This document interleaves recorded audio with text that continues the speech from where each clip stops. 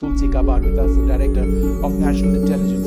বাংলাদেশে সংখ্যালঘু নির্যাতন হচ্ছে এমন অভিযোগ তুলে উদ্বেগ প্রকাশ করে মার্কিন যুক্তরাষ্ট্রের গোয়েন্দা প্রধান তুলসী গ্যাবার্ড এনডিটিভি ওয়ার্ল্ডকে বলেছেন, ট্রাম্প প্রশাসন বাংলাদেশের অন্তর্বর্তীকালীন সরকারের সঙ্গে সবে মাত্র আলোচনা শুরু করেছে, কিন্তু এটি এখনও উদ্বেগের একটি কেন্দ্রীয় বিষয়।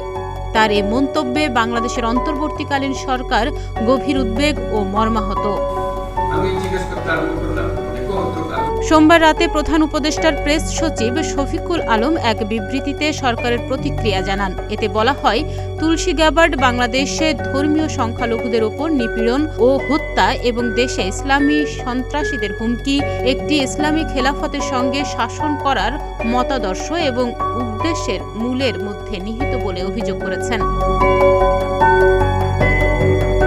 গ্যাবার্ডের মন্তব্য কোনো প্রমাণ বা নির্দিষ্ট অভিযোগের ভিত্তিতে নয়। তারা একটি সম্পূর্ণ জাতিকে বিস্তৃত এবং অযৌক্তিকভাবে চিত্রিত করে।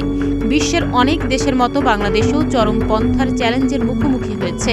তবে আইন প্রয়োগ, সামাজিক সংস্কার এবং অন্যান্য সন্ত্রাসবাদ বিরোধী প্রচেষ্টার মাধ্যমে এই সমস্যাগুলি মোকাবেলার জন্য মার্কিন যুক্তরাষ্ট্র সহ আন্তর্জাতিক সম্প্রদায়ের সঙ্গে অংশীদারিত্বের ভিত্তিতে ক্রমাগত কাজ করে চলেছে।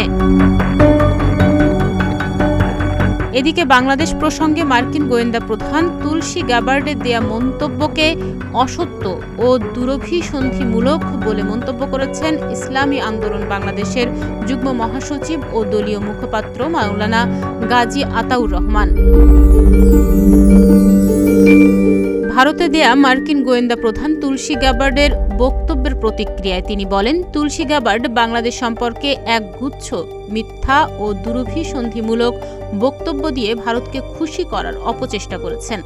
অভ্যুত্থান পরবর্তী সময়ে রাজনৈতিক কিছু হানাহানি হলেও তাতে যে সাম্প্রদায়িক কোনো ইস্যু ছিল না, তা সারা বিশ্বে প্রতিষ্ঠিত সত্য।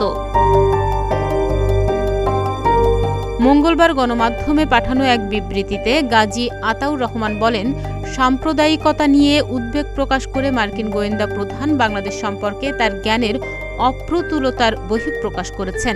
দায়িত্বে নতুন হওয়ায় তথ্যের অভাবের কারণেও এটা হতে পারে, অথবা ভারতীয় শেকড়কে তুচ্ছ করার প্রয়াসও হতে পারে। তাহনিয়া ইয়াসমিন, প্রতিদিনের বাংলাদেশ।